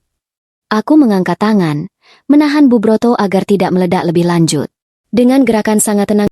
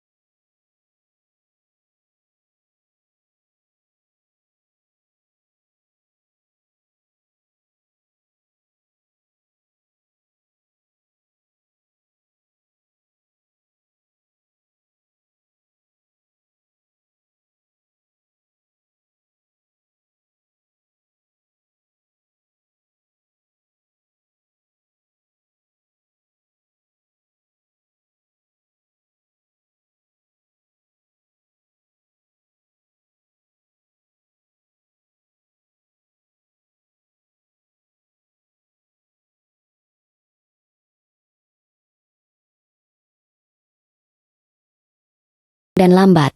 Aku mengambil gelas air putihku, menyesapnya sedikit untuk membasahi tenggorokan, lalu meletakkannya kembali tanpa suara. Aku menatap Jelita tepat di matanya, lalu tersenyum tipis. Sangat tipis. "Selamat malam, Mbak Jelita." Sapaku lembut, nadanya ramah tapi dingin. "Silakan duduk yang nyaman. Tidak perlu sungkan. Mumpung makanannya masih hangat, walau suasananya sudah mulai panas. Oh ya, perhiasannya bagus sekali. Emas murni ya? Beli di toko Sumber Rejeki kemarin siang bukan?" Wajah Jelita sedikit berubah mendengar detail spesifik itu, tapi dia segera menutupinya dengan kesombongan. "Tahu dari mana kamu?" "Iya dong, Mas Bimo yang belikan. Dia kan sayang banget sama aku. Beda sama kamu, istri tidak tahu diri yang bisanya cuma numpang hidup dan habisin uang suami." Aku tertawa kecil, tawa yang benar-benar geli. Lucu sekali dunia ini. Maling teriak maling. Benalu teriak benalu. Jelita ini benar-benar tidak tahu kalau dia sedang duduk di atas bom waktu. Dan dia sendiri yang memegang korek apinya. Wah, Mas Bimo memang baik sekali ya. Ujarku sambil melirik suamiku yang kini terlihat seperti ingin menangis. Mas, kok diam saja? Kenalkan dong calon menantu idaman ibu ini dengan benar. Ceritakan juga dong, uang yang dipakai beli emas itu uang dari mana? Biar Mbak Jelita makin kagum sama kehebatan Mas Bimo. Mas Bimo gemetar hebat. Dia tahu aku sedang memegang kartu asnya. Dia tahu kalau dia bicara salah sedikit saja, aku bisa membongkar semuanya di sini. Tapi dia juga takut pada Jelita yang sepertinya siap mencakar wajahnya kalau dia tidak diakui. Jelita yang tidak sabar melihat kebisuan Mas Bimo, langsung mengambil alih panggung. Dia berdiri lagi, menggebrak meja makan sampai sendok dan garpu berdenting kaget. Matanya nyalang menatap Mas Bimo, menuntut kepastian yang sudah lama dijanjikan. Mas Bimo, aku sudah capek ya main petak umpet. Kamu bilang istri kamu ini bodoh, jelek, dan cuma beban. Kamu bilang mau ceraikan dia bulan ini. Sekarang buktikan omonganmu. Aku tidak mau lagi jadi simpanan yang disembunyikan kayak barang curian. Bu Broto memegang dadanya. Wajahnya pucat. Bimo, apa maksud perempuan ini? Kamu mau ceraikan Sari? Sari yang punya. Bu Broto hampir keceplosan menyebutkan fakta bahwa akulah pemilik harta. Tapi dia menelannya kembali karena gengsi. Suasana restoran yang tenang dan elegan seketika berubah tegang. Beberapa pengunjung di meja sebelah mulai menoleh, berbisik-bisik sambil menunjuk ke arah meja kami. Tontonan gratis ini sepertinya lebih menarik daripada makanan mahal di piring mereka. Aku masih duduk tenang, menyandarkan punggung di kursi empuk. Tanganku terlipat di pangkuan, memainkan cincin kawin longgar di jariku. Aku melihat Mas Bimo, lalu melihat Jelita, lalu melihat Bu Broto. 3 orang yang hidup dalam kepalsuan, kini terjebak dalam satu meja bundar. Teruskan, Mbak Jelita, kataku memprovokasi dengan nada santai. Saya suka semangat Mbak. Ayo, tuntut hak Mbak. Mas Bimo pasti punya jawaban yang menarik. Dan benar saja, Jelita yang merasa didukung, walau sebenarnya aku sedang menyiram bensin, semakin menjadi-jadi. Dia menatap Mas Bimo dengan tatapan membunuh. Bersiap mengeluarkan kalimat pamungkas yang akan mengubah nasib kami semua malam ini. Mas Bimo menatapku dengan pandangan memohon, seolah berkata, tolong aku, Dek, tapi aku hanya membalasnya dengan tatapan kosong. Maaf, Mas, toko bantuan sudah tutup. Sekarang saatnya penagihan. Keheningan di meja bundar itu terasa menyesakan, seolah oksigen di ruangan ini tersedot habis oleh ego manusia-manusia serakah di hadapanku. Jelita berdiri tegak. Napasnya memburu menahan amarah. Dadanya naik turun seirama dengan kilauan kalung emas di lehernya. Dia merasa menang, merasa memiliki kuasa penuh atas pria lemah yang sedang menunduk gemetar di kursi sebelahnya. Bu Broto masih memegang dadanya. Matanya berpindah-pindah antara anak kebanggaannya dan wanita asing yang baru saja menghina menantunya. Jelita mencondongkan tubuhnya ke arah Mas Bimo. Telunjuknya yang lentik dengan kuku bercat merah menuding tepat ke wajah suamiku. Dengar ya, Mas. Suaranya melengking tajam, membelah keheningan restoran. Aku sudah bosan nunggu janji manis kamu. Kamu bilang istri kamu ini cuma parasit, kan? Kamu bilang kamu yang kasih makan dia, kan? Sekarang buktikan. Dia menarik napas panjang, lalu berteriak lantang, kalimat yang sudah lama ingin dia muntahkan. Sekarang, suamimu adalah milikku. Mas, jatuhkan talak 3 ke istrimu sekarang juga. Aku tidak mau pulang sebelum kamu ucapkan itu. Suara teriakannya menggema sampai ke sudut-sudut ruangan. Para pelayan yang sedang membawa nampan berhenti di tempat. Pengunjung lain meletakkan sendok mereka. Semua mata tertuju pada meja kami. Drama rumah tangga orang kaya memang selalu jadi tontonan paling seru. Wajah Mas Bimo yang tadinya abu-abu, sekarang berubah menjadi seputih kertas HVS. Bibirnya gemetar hebat. Keringat dingin mengalir deras dari pelipisnya seperti air keran bocor. Dia menatap Jelita dengan pandangan ngeri, lalu beralih menatapku dengan pandangan putus asa. Dia tahu, kalau dia menuruti Jelita, hidupnya tamat. Tapi kalau dia menolak, Jelita akan mengamuk lebih parah dan membongkar semua aibnya. Dia terjebak dalam buah simalakama yang dia tanam sendiri. Bu Broto memekik tertahan. Bimo, jangan gila kamu. Apa-apaan talak 3? Kamu mau bikin ibu mati berdiri? Namun Jelita tidak peduli. Dia mengguncang bahu Mas Bimo kasar. Ayo, Mas, tunggu apa lagi? Kamu laki-laki bukan? Atau kamu cuma banci yang berani ngomong di belakang? Mas Bimo tergagap. Suaranya tercekat di tenggorokan. Dek Jelita, jangan-jangan di sini malu. Malu? Aku yang malu jalan sama suami orang terus. Cepetan atau aku pergi dan bawa semua rahasia penggelapan uangmu ke polisi. Ancam Jelita, yang entah tahu dari mana soal penggelapan itu. Atau mungkin cuma menggertak sambal. Ancaman itu sepertinya berhasil. Ketakutan Mas Bimo pada penjara ternyata lebih besar daripada ketakutannya kehilangan istri. Dengan suara bergetar, nyaris tak terdengar, dia menatap meja dan bergumam. Sari, Mas talak kamu 3 kali. Dut, bom itu meledak. Tapi anehnya, tidak ada tangisan, tidak ada histeris. Bu Broto yang mendengar itu langsung lemas, menyandarkan punggungnya ke kursi dengan mata kosong. Mas Bimo menutup wajahnya dengan kedua tangan. Bahunya terguncang bukan karena menangis sedih, tapi karena ketakutan yang amat sangat. Jelita tersenyum lebar, senyum kemenangan yang mengerikan. Dia berkacak pinggang, menatapku dengan angkuh. Nah, dengarkan, Bu Sari, kamu sudah ditalak. Sekarang kamu bukan siapa-siapa lagi. Jadi tolong, angkat kaki dari kehidupan Mas Bimo. Biar aku yang urus dia dan hartanya. Semua orang menunggu reaksiku. Mereka mungkin berharap aku akan menangis meraung-raung, atau melempar gelas air ke wajah Jelita. Tapi aku, Sari, si juragan batik yang sudah makan asam garam kehidupan, melakukan hal yang paling tidak mereka duga. Aku tertawa, mulai dari kekahan kecil, lalu berubah menjadi tawa renyah yang panjang. Aku tertawa geli, seolah baru saja mendengar lelucon paling lucu sedunia. Tawaku menggema di ruangan sunyi itu, membuat bulu kuduk Mas Bimo merinding. Aku mengambil serbet, menyeka ujung mataku yang berair karena terlalu banyak tertawa. Kenapa kamu tertawa? Wanita gila. Kamu stres ya dicerai suami kaya? Bentak Jelita, mulai merasa tidak nyaman dengan reaksiku. Aku menghentikan tawaku, lalu menatap mereka bertiga dengan tatapan yang tajam dan dingin. Senyumku masih tersungging, tapi itu bukan senyum ramah. Itu senyum predator yang baru saja melihat mangsanya masuk perangkap. Aduh, terima kasih ya. Mas, terima kasih banyak, kataku tenang, suaraku stabil dan penuh wibawa.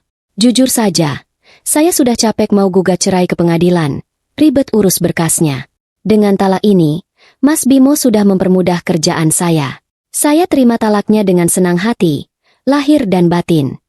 Mas Bimo menurunkan tangannya dari wajah, menatapku bingung. Dek? Aku berdiri perlahan, merapikan kebayaku. Dan untuk Mbak Jelita, aku menoleh ke arah wanita berbaju merah itu. Selamat ya, Mbak berhasil mendapatkan apa yang Mbak mau. Mas Bimo sekarang resmi milik Mbak. Silakan bawa pulang. Bungkus kalau perlu. Tentu saja aku bawa pulang. Dia suamiku sekarang, dan semua hartanya juga milikku. Balas Jelita sombong. Aku menggeleng pelan, mendecakkan lidah. Mbak Jelita ini cantik, tapi sayang kurang riset. Mas Bimo, kamu tidak cerita sama calon istrimu ini? Cerita apa? Tanya Jelita curiga, matanya menyipit. Aku mengambil tas tanganku, mengeluarkan sebuah map coklat yang sudah kusiapkan dari rumah. Ini, kataku sambil melempar map itu ke tengah meja. Ini adalah surat perjanjian pranikah dan bukti kepemilikan aset. Coba Mbak baca kalau bisa baca huruf hukum. Jelita menyambar map itu dengan kasar, membukanya. Matanya bergerak cepat membaca baris demi baris. Wajahnya yang tadinya merah karena marah, perlahan memucat. Matanya membelalak lebar saat membaca bagian, pemilik aset. Rumah, atas nama Sari. Pabrik, atas nama Sari. Tanah, atas nama Sari. Mobil, atas nama Sari. Rekening, atas nama Sari. Suara Jelita mengecil di setiap kata. Gemetar. Aku tersenyum puas. Betul sekali. Mas Bimo yang Mbak banggakan itu, secara hukum statusnya cuma pengelola yang digaji. Dan gajinya pun, kalau boleh jujur, sering dia habiskan buat traktir wanita seperti Mbak. Jadi, harta yang Mbak bilang milik Mas Bimo itu, nol besar, kosong, fong. Aku beralih menatap Mas Bimo yang kini terlihat seperti mayat hidup. Dan karena Mas sudah menalak saya, berarti Mas sudah siap keluar dari rumah saya malam ini juga kan? Fasilitas dicabut. Mas, mobil sedan di depan itu kuncinya saya minta sekarang. Silakan pulang naik taksi, atau minta jemput pacar barumu yang kaya raya ini. Jelita melempar map itu ke wajah Mas Bimo. Kamu bohong. Kamu bilang kamu yang punya pabrik. Kamu bilang istrimu cuma numpang hidup. Bimo, kamu tipu aku. Teriak jelita histeris. Mas Bimo tidak bisa menjawab. Dia hanya menunduk dalam. Air mata ketakutan mulai menetes.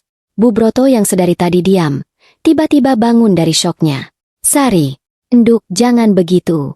Masa kamu tega usir suami dan mertua sendiri? Kita kan keluarga. Aku menatap Bu Broto dingin. Keluarga? Tadi waktu anak ibu mentalak saya di depan umum, ibu diam saja kan? Waktu wanita ini menghina saya pembantu, ibu juga cuma bengong. Sekarang giliran harta ibu terancam hilang. Baru ingat keluarga? Maaf, Bu. Keluarga saya itu orang-orang yang tahu diri. Dan kalian berdua jelas tidak masuk kriteria. Aku menadahkan tangan ke arah Mas Bimo. Kunci mobil. Sekarang.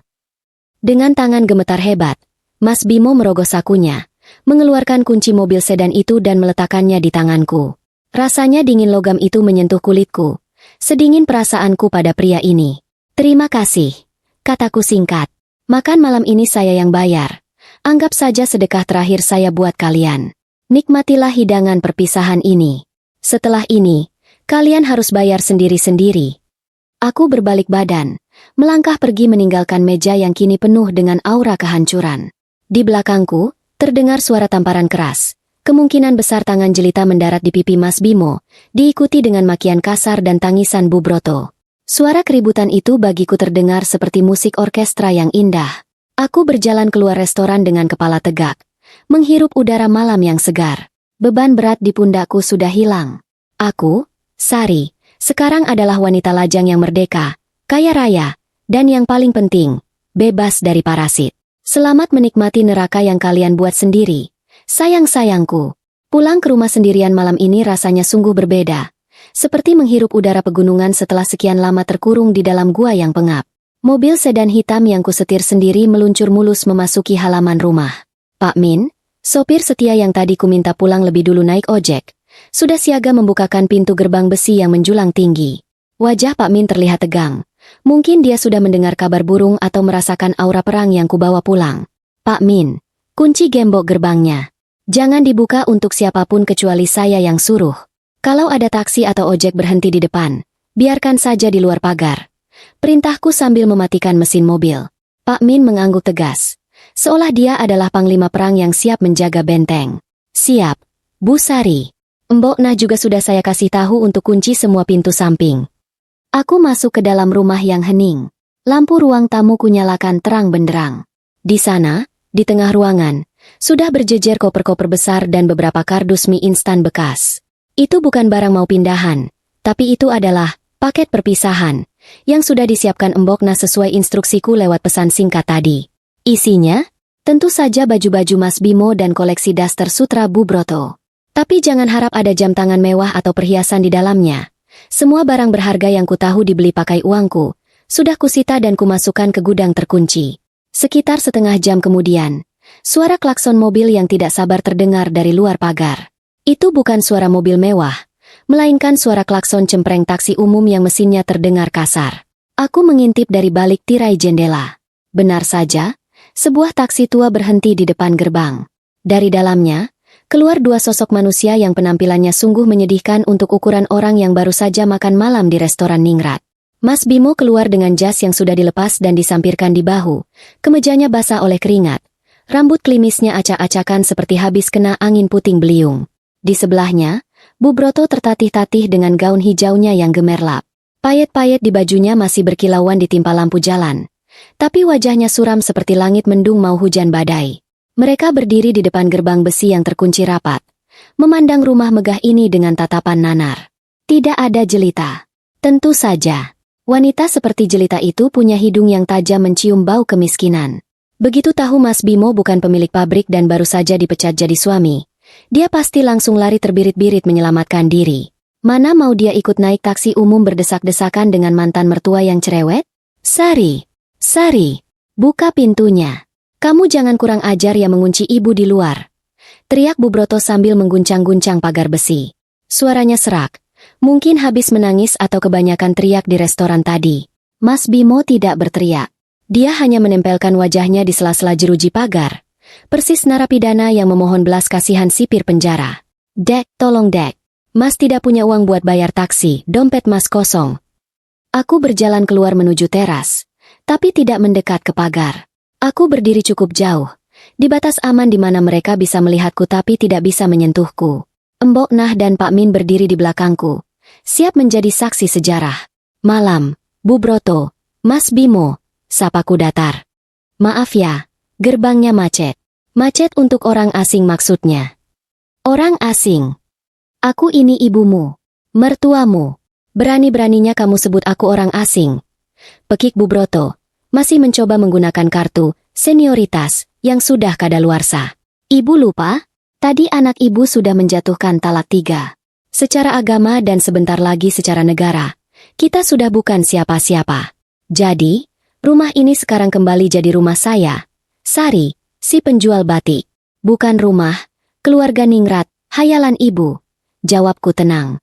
Mas Bimo mulai menangis. Kali ini tangisannya terdengar pilu, campuran antara rasa malu dan rasa takut tidur di pos ronda. Dek Sari, maafkan Mas. Tadi itu Mas hilaf. Mas dipaksa jelita. Jelita jahat. Dek. Dia langsung pergi begitu tahu Mas tidak punya apa-apa. Dia lempar cincin tunangan palsu ke muka Mas. Mas cuma punya kamu, Dek. Aku tertawa kecil. Loh, kok lapor ke saya? Kan tadi Mas sendiri yang bilang kalau jelita itu cinta mati sama Mas. Kejar dong.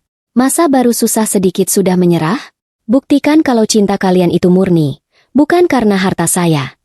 Pak Min maju ke depan, menyeret koper-koper dan kardus bekas itu mendekati pagar. Dengan sigap, dia melemparkan barang-barang itu melewati pagar yang tingginya 2 meter. Brak, buk, koper mendarat di aspal. Kardus penyok sedikit. Pemandangan itu sungguh ironis. Baju-baju mahal yang biasa mereka banggakan, sekarang tergeletak di jalanan berdebu seperti sampah. Itu barang-barang pribadi kalian. Baju, celana dalam, dan obat rematik ibu sudah saya masukkan semua. Jangan khawatir. Saya tidak ambil sehelai benang pun yang memang hak kalian. Tapi mobil, perhiasan, dan barang elektronik, semua tetap di sini. Itu aset perusahaan. Jelasku tegas. Bu Broto memungut salah satu koper dengan tangan gemetar. Kamu tega, Sari. Kamu tega biarkan kami menggelandang malam-malam begini? Kemana kami harus tidur? Bukan urusan saya, jawabku singkat. Ibu kan punya banyak teman arisan sosialita? Coba telepon mereka. Siapa tahu ada yang mau menampung. Atau telepon saudara-saudara ibu yang dulu sering ibu pameri kekayaan Mas Bimo. Pasti mereka senang membantu orang kaya yang lagi kesusahan. Wajah Bu Broto merah padam. Dia tahu betul, teman-temannya itu sama palsunya dengan dirinya. Mereka berteman karena uang. Kalau uang habis, teman pun lenyap seperti asap. Sopir taksi yang menunggu di belakang mulai membunyikan klakson panjang. Tidak sabar karena argonya terus berjalan tapi penumpangnya malah drama di pinggir jalan. Pak, Bu, jadi bayar tidak? Kalau tidak saya lapor polisi nih. Teriak sopir itu galak. Mas Bimo merogoh sakunya, mengeluarkan recehan dan ponsel yang layarnya retak. Pak saya tidak ada uang tunai, boleh transfer besok. Tidak bisa. Bayar sekarang atau saya sita HP-nya. Bentak sopir taksi itu, keluar dari mobil dengan wajah garang. Aku menyaksikan adegan itu dengan hati yang sudah membatu. Dulu, aku pasti akan lari ke depan, membayarkan ongkos taksi itu, dan meminta maaf atas ketidaknyamanan ini. Tapi Sari yang itu sudah mati, dibunuh oleh pengkhianatan mereka sendiri. Sari yang sekarang hanya berdiri diam, menikmati angin malam yang menerbangkan ujung kebayaku. Pak Min, ayo masuk. Sudah malam, waktunya istirahat. Jangan lupa lampu pagar dimatikan saja, biar mereka tidak silau. Perintahku. Baik, Bu. Jawab Pak Min semangat. Sebelum aku berbalik masuk ke dalam rumah, aku sempat melihat Mas Bimo berlutut di aspal, tangannya menggapai-gapai ke arahku. Sari, jangan tinggalkan Mas. Mas janji akan berubah. Sari. Aku berhenti sejenak, menoleh sedikit tanpa memutar badan sepenuhnya. Selamat malam, Mas. Semoga tidurmu nyenyak di atas kasur penyesalan. Hati-hati, angin malam jahat buat tulang tua. Pintu utama rumahku tutup rapat. Suara kunci yang berputar klik adalah suara paling merdu yang pernah kudengar. Di luar sana, samar-samar masih terdengar suara ribut antara sopir taksi, tangisan Bu Broto, dan permohonan Mas Bimo. Tapi di dalam sini, di istanaku, hanya ada kedamaian. Aku berjalan menuju ruang makan, tempat Mbok Na sudah menyiapkan teh hangat dan pisang goreng. Aku duduk sendiri di meja makan yang besar itu. Sepi memang, tapi ini adalah sepi yang menenangkan. Tidak ada lagi kebohongan, tidak ada lagi benalu, tidak ada lagi drama ratu palsu. Malam ini, Ratu Batik kembali bertahta di kerajaannya sendiri, dan para pemberontak sudah dibuang ke tempat yang seharusnya, jalanan. Waktu ternyata adalah tukang obat paling manjur. Jauh lebih hebat daripada jamu gendong manapun yang pernah kuminum. 6 bulan sudah berlalu sejak malam drama pengusiran di depan gerbang rumahku itu. 6 bulan yang terasa begitu cepat. Seringan kapas yang ditiup angin. Pabrik batik Sekar Arum kini berdenyut lebih kencang. Napasnya panjang dan lega. Tidak ada lagi kebocoran keuangan misterius. Tidak ada lagi pengeluaran, jamuan tamu, fiktif. Dan yang paling penting, tidak ada lagi energi negatif yang menyedot kebahagiaanku setiap pagi. Wajahku sekarang, kata Mbok Nah, makin hari makin bersinar. Padahal aku cuma pakai bedak dingin biasa. Mungkin benar kata orang. Rahasia awet muda yang paling ampuh itu bukan krim mahal, tapi hidup tenang tanpa beban pikiran bernama suami benalu. Pagi ini aku memutuskan untuk turun langsung ke pasar Klewer, mengecek pasokan kain mori yang katanya harganya sedang naik turun seperti perasaan remaja jatuh cinta. Pak Min, sopirku yang setia, memarkir mobil di area khusus. Begitu turun, aroma pasar yang khas langsung menyergap hidungku. Bau keringat, bau kain baru, bau bumbu dapur, semuanya bercampur jadi satu. Dulu Mas Bimo paling anti kesini. Katanya takut sepatunya kotor kena becek. Sekarang, aku justru merasa disinilah rumah keduaku.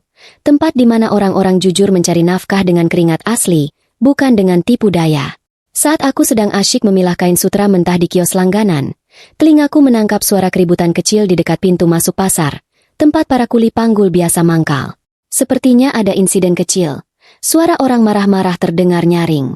Heh, kalau jalan itu pakai mata. Beras 1 karung ini harganya mahal. Kalau tumpah kamu mau ganti pakai apa? Pakai ginjalmu? Bentak seorang juragan beras yang perutnya buncit. Aku menoleh sekilas. Awalnya tidak terlalu peduli. Tapi mataku terpaku pada sosok kuli panggul yang sedang dimarahi itu.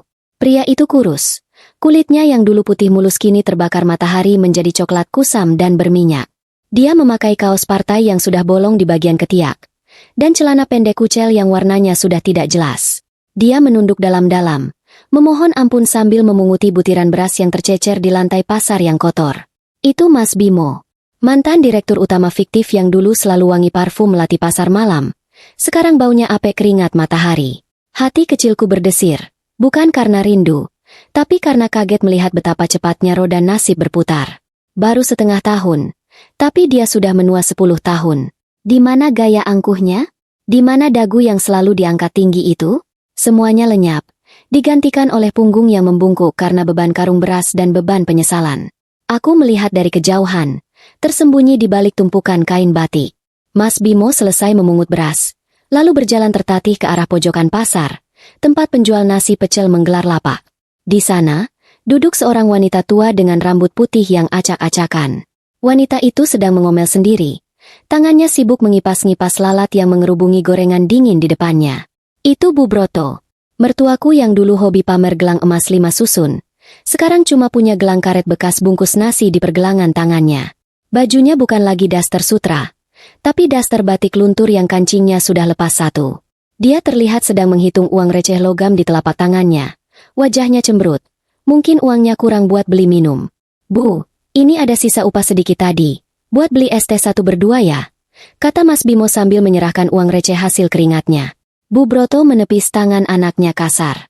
Cuma segini. Kamu ini laki-laki tidak berguna. Dulu kita makan kepiting saus madu. Sekarang minum es teh saja harus bagi 2. Ini semua gara-gara kamu bodoh. Coba kalau dulu kamu tidak ceraikan Sari, kita masih tidur di kasur empuk. Mas Bimo tidak menjawab. Dia hanya duduk di dingklik kayu kecil, menatap kosong ke arah keramaian pasar. Tatapan matanya mati, seperti orang yang jiwanya sudah lama pergi.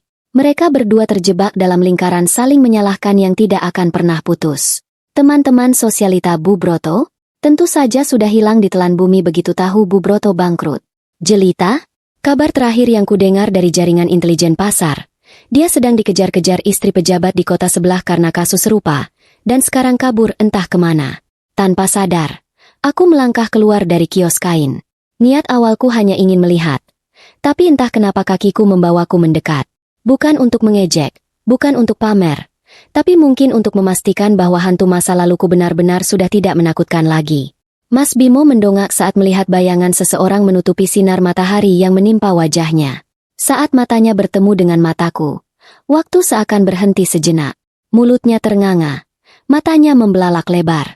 Dia melihatku berdiri tegak dengan kebaya cerah dan senyum tenang, kontras sekali dengan keadaannya yang menyedihkan.